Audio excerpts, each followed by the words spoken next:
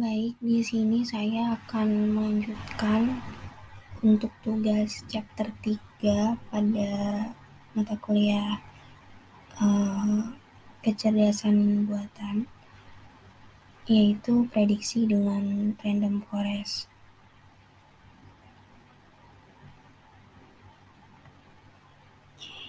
Di sini nanti ada teori dan juga soal prakteknya.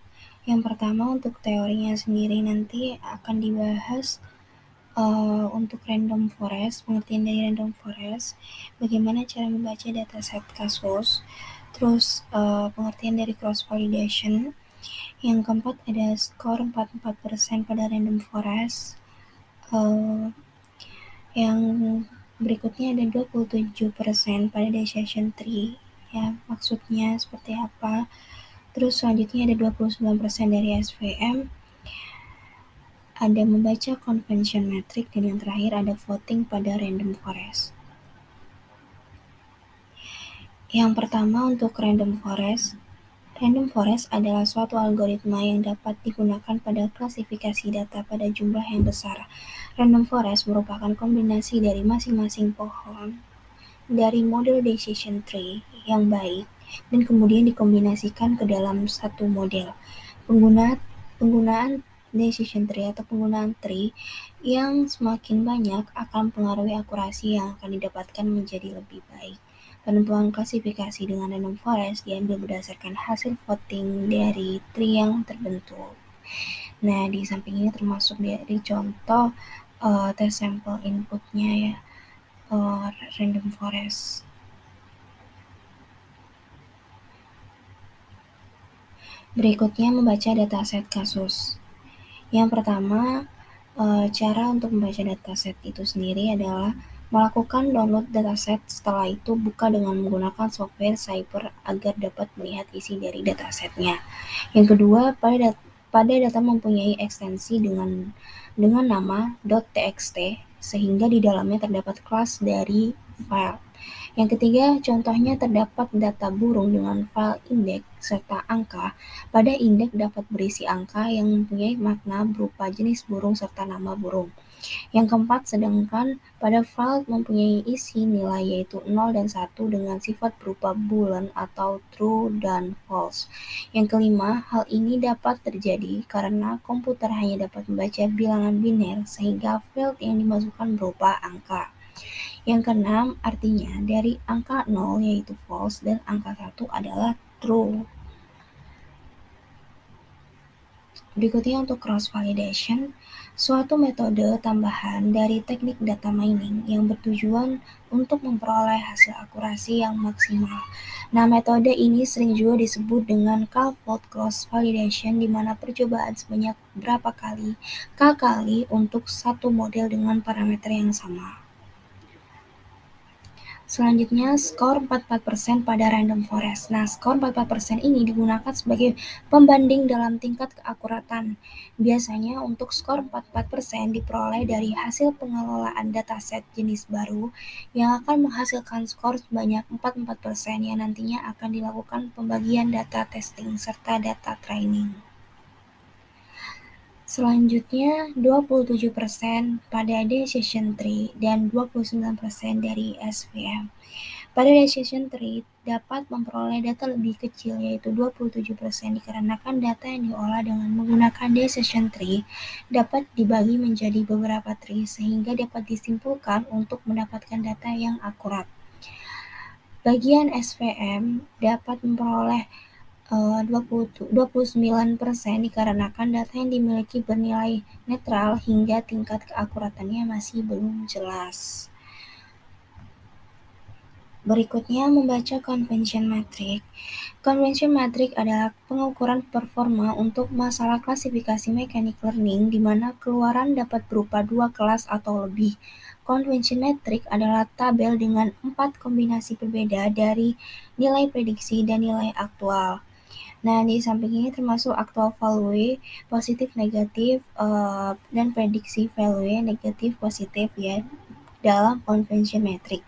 Nah, ada 4 istilah yang merupakan representasi hasil klasifikasi pada convention metric, yaitu ada true positif, true negatif, false positif, dan false negatif. Nah, untuk true positif atau TP, interpretasi ini misalkan Anda seperti kayak kalian memprediksi positif dan itu benar. Anda memprediksi bahwa seperti seorang wanita hamil dan wanita tersebut memang benar-benar hamil, seperti itu contohnya. Nah, untuk true negatif atau TN itu interpretasinya seperti memprediksi negatif dan itu benar menurut kalian, dan memprediksi bahwa seorang pria itu tidak hamil, dan memang seperti itu, pria memang tidak hamil dan tidak akan pernah mungkin hamil. Seperti itu contoh dari true negatif. Untuk false positif atau FP, itu kesalahan tipe 1 ya, interpretasinya atau contohnya itu seperti memprediksi positif dan itu salah. Kalian memprediksi itu positif dan itu salah. Nah, seperti contohnya memprediksi bahwa seorang pria itu hamil, tetapi tidak mungkin pria itu bisa hamil, seperti itu. Nah, untuk false negatif atau FN itu kesalahan tipe 2 ya. Kesalahan tipe ini itu bisa dibilang seperti contohnya memprediksi negatif ya, dan itu salah. Nah, seperti contohnya bahwa seorang wanita itu tidak hamil.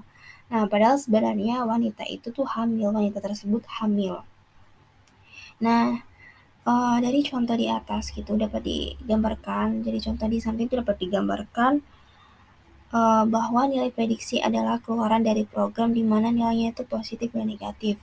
Nilai aktual adalah nilai sebenarnya di mana nilai true dan false. Selanjutnya, voting pada random forest.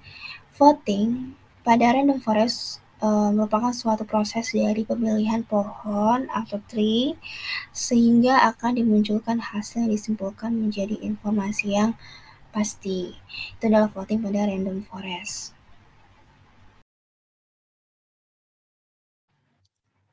Baik, untuk selanjutnya kita akan ke praktek programnya. Nah, di sini ada 8 praktek ya, 8 soal praktek yang akan kita coba. Nah, sebelum melakukan praktek, download ya modul praktikumnya. Di sini kita akan menggunakan dataset pada bird ataupun spesies di burung.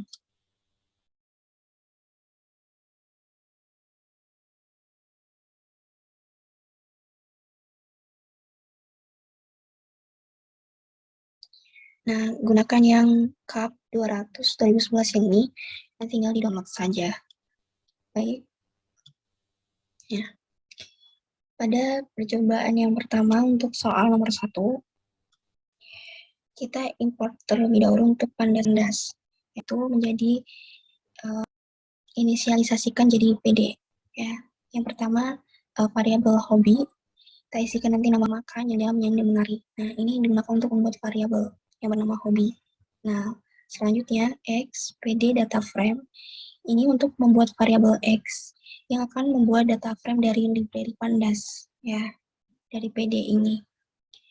Selanjutnya kita akan coba untuk printkan atau kita akan coba untuk menampilkan variabel hobi tersebut.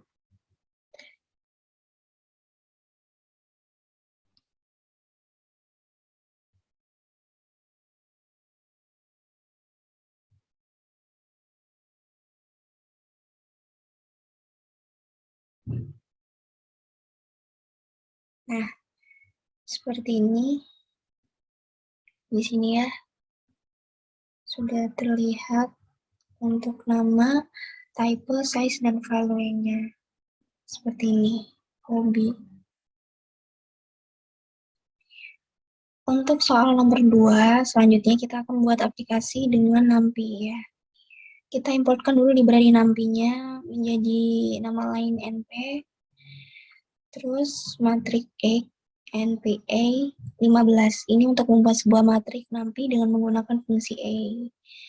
Terus yang berikutnya ada matrik X, ini untuk mendeklarasikan matrik X yang telah dibuat. Nah, setelah itu kita printkan untuk menampilkan hasil dari matrik X-nya itu sendiri. Kita coba Nah, matriks X ya, array plot 64. Nah, seperti ini hasilnya. Lanjut, untuk soal nomor 3, di sini kita importkan lagi untuk matplotlib-nya. Kita inisialisasikan menjadi PLT. Selanjutnya, PLT plot ini untuk masukkan nilai pada plotnya. Nanti kita masukkan untuk nilai 1, 6, 4, 5, 0, 3, dan 6. Setelah itu, untuk label X-nya, untuk variabel X-nya, kita akan menambahkan label X. Pada label X itu, nama saya sendiri ya, Luneta Evania Sidora. Terus nanti pada variabel Y-nya kita akan menambahkan label yaitu NPM saya sendiri. Nah, setelah itu kita tampilkan grafiknya dengan script plt show. Kita akan coba.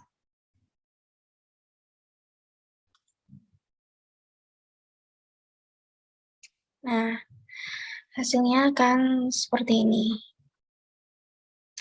Selanjutnya untuk nomor 4 ya, import pandas PD, lagi kita akan melakukan import pandas ya. Setelah itu kita akan membuat variabel mgatt untuk membaca CSV ya, ini untuk membaca CSV dari dataset. Nah, kita akan menggunakan dataset image attribute labels.txt. Ini dari dataset yang tadinya sudah kita download ya. Nah, setelah itu kita akan coba untuk membuatnya terlebih dahulu.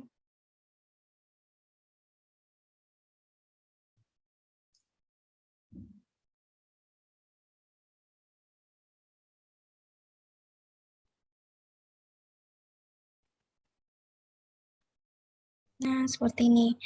Kita sudah menambahkan untuk image data frame-nya ya. imgatt data frame-nya.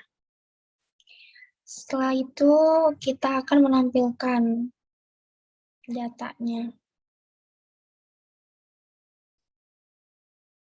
Nah, ini untuk tampilan IMGID-nya, ya. IMGID-nya, artikel dan present-nya. Nah, sudah value-nya sudah keluar. Selanjutnya kita akan menampilkan jumlah seluruh datanya.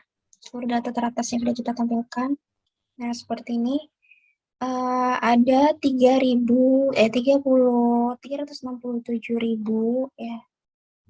Berapa sih ini? 3 sekian dan kolomnya cuma ada 3.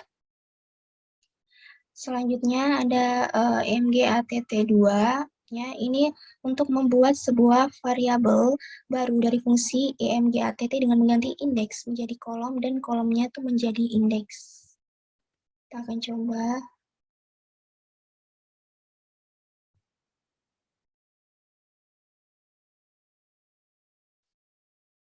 Nah, ini mgatt2-nya sudah. Selanjutnya, pada bagian imgatt shape kita akan menampilkan ini tuh mgatt head-nya, menampilkan data yang sudah dibaca 5 teratas tadi.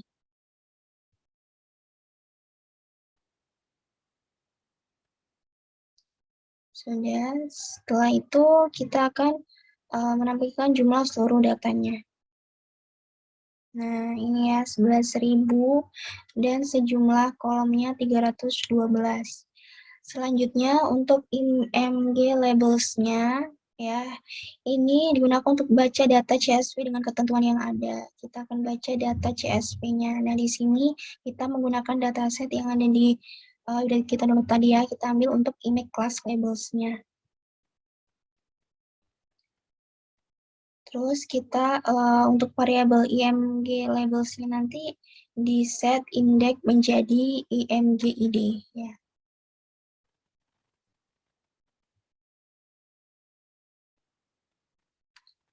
Oh, sebentar. Kita coba ulang. Nah, sudah ya, tambahkan untuk image labels-nya. Selanjutnya, untuk image label heads, nah ini untuk membaca data yang dimasukkan ke image labels. Kita coba runkan. Nah, labelnya sudah ganti ya menjadi IMGID. Selanjutnya untuk IMG label shape ya, untuk menampilkan seluruh jumlah data dan kolomnya, kita coba untuk runkan. Nah, 11.000 untuk barisnya dan kolomnya cuma ada 1. Selanjutnya df ini untuk variabel df-nya dimasukkan fungsi join dari data imgatt2h ke variabel image_labels ya. Terus untuk variabel df-nya itu sebagai sampel dengan ketentuan frak-nya itu 1. Kita coba untuk runkan.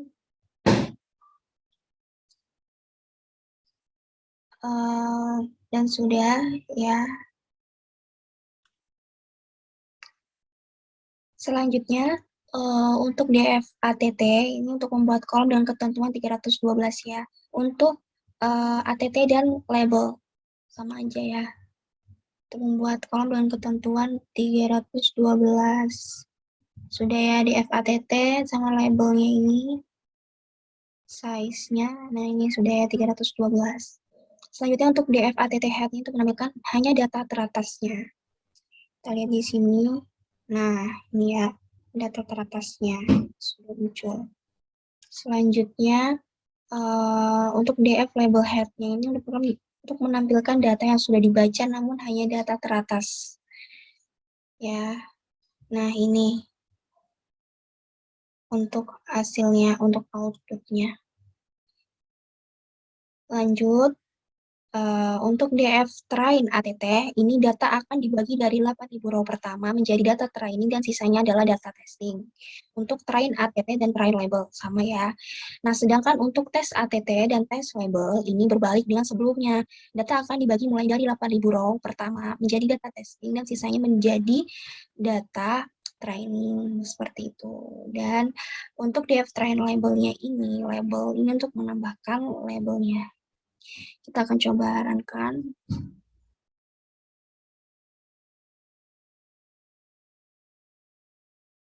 Nah, sudah ya, sudah sambungkan untuk train label sama train ATT-nya. Selanjutnya, pada bagian from sklearn, assemble import random forest classifier. Nah, ini untuk import fungsi random forest-nya pada library sklearn. Nah, untuk CLF sama dengan random forest classifier ini, CLF-nya itu sebagai variabel untuk klasifikasi random forest-nya. Kita akan coba untuk runkan.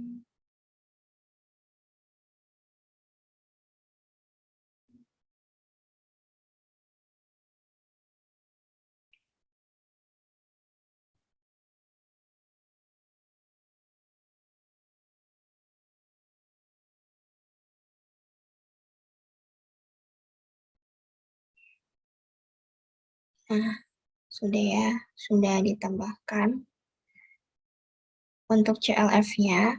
Nah, selanjutnya CLF fit DF ini variabel CLF-nya tuh untuk fit yaitu menjadi data training. Nanti fit-nya itu akan menjadi data training. Setelah itu kita print CLF yang sudah diprediksi dari training ya, dari training itu sendiri. Akan coba untuk jalankan.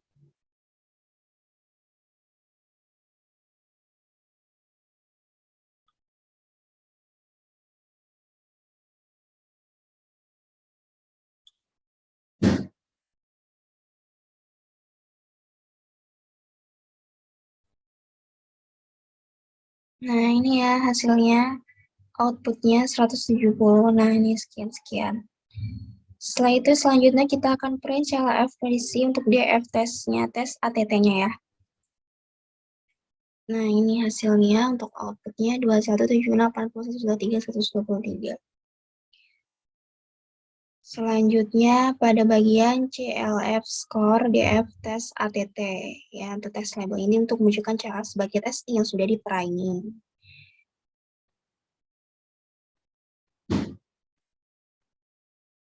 Nah, ini hasilnya ya, 0,45 sekian.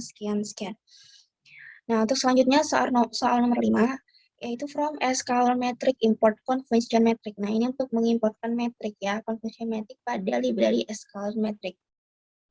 Predict labels, CLF predict, DF test, ATT ini untuk membuat variabel predict label dari data testing. Terus CM-nya ini convention metricnya ini DF test label predict labels ini CD-nya sebagai variabel dari data label. Kita akan coba untuk perankan.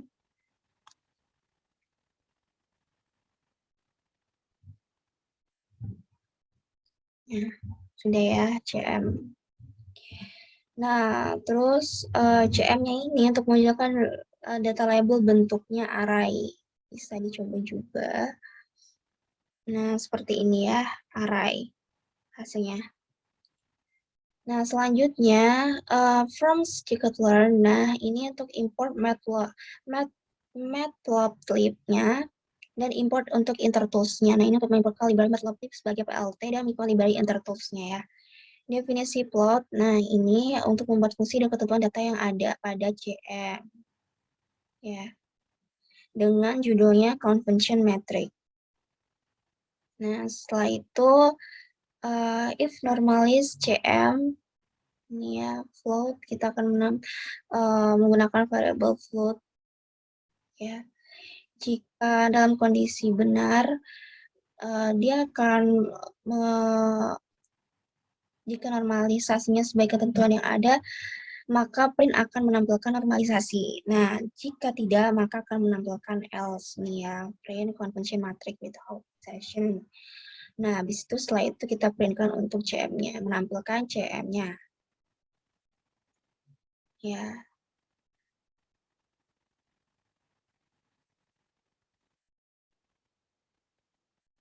Nah, setelah itu untuk PLT IM show CM interpolation nears. Ini PLT-nya sebagai fungsi untuk membuat plot ya. PLT title nih membuat title-nya. Terus selanjutnya untuk tick marks, ini untuk membuat marks pada plot. Setelah itu untuk PLTXT, ini untuk membuat tick pada X. Dan PLTYTix, ini untuk membuat tick pada Y. Ya, FMT2F if ini sebagai normalisasinya nanti. Terus CM Mark 2, ini untuk mengambil data maksimum pada CM kemudian dibagi menjadi 2. Nah, ini untuk mengatur layout-nya. Ini akan membuat menambahkan label true label pada Y dan predict label pada label X. Kita akan coba.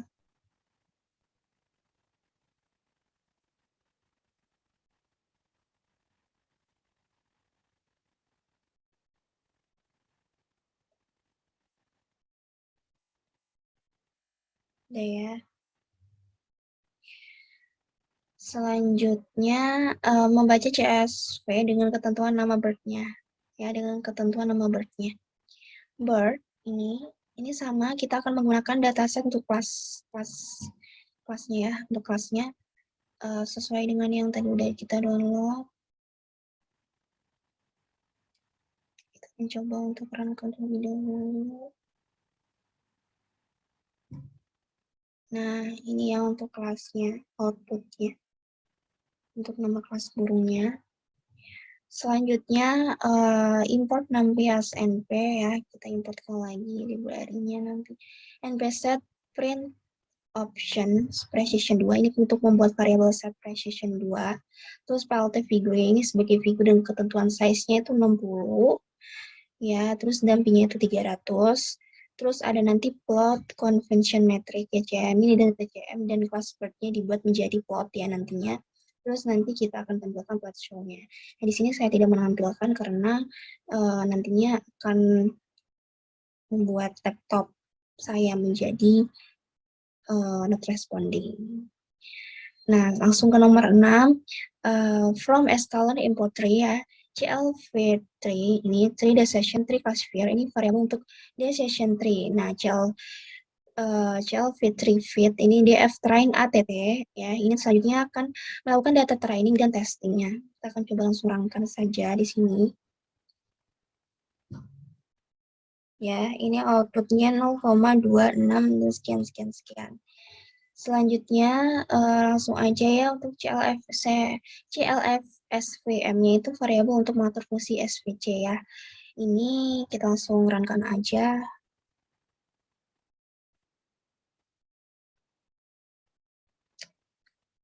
Ini cukup lumayan lama untuk menunggunya.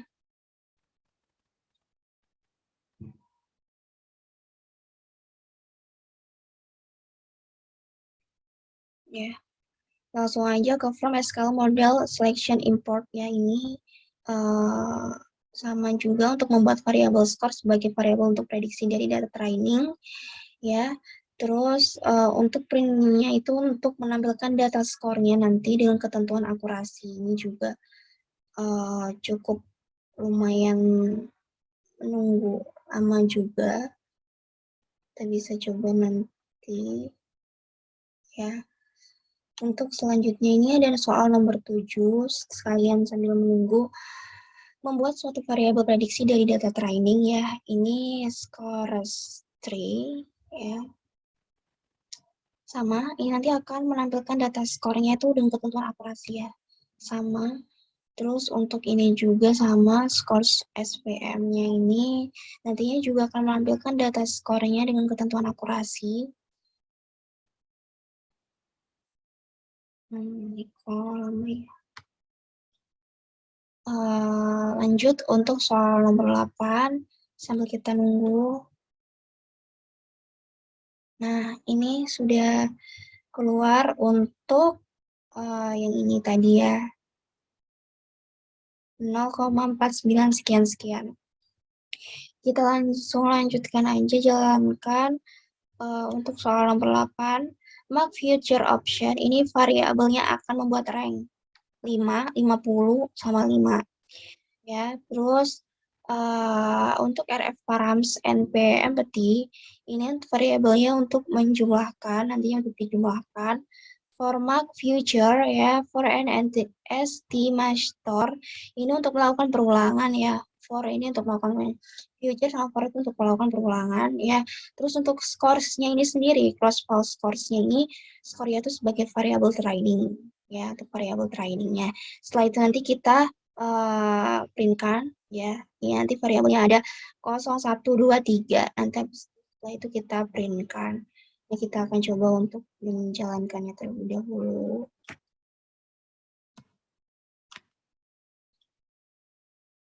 Oh, sorry.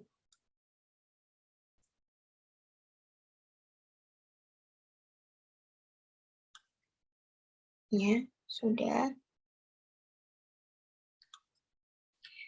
Nah, setelah itu yang bagian terakhir ini ada import matplotlib ya, kita importkan semuanya. Terus fig plt figure ini untuk masukkan plotnya nanti sebagai figure ya, sebagai gambar. Terus fig clf ini figurnya akan diambil dari clf. Terus ax fig eca ini akan dijadikan projection 3D atau figurnya, gambarnya nanti akan dijadikan projection 3D dalam bentuk 3D gitu.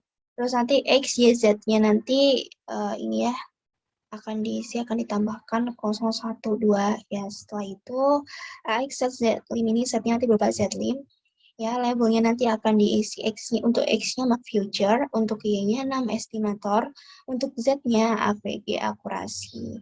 Kita akan coba untuk jalankan.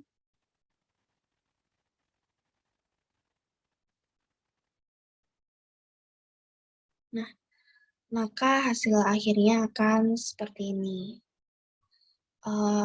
Cukup sekian dari saya. Terima kasih. Assalamualaikum warahmatullahi wabarakatuh.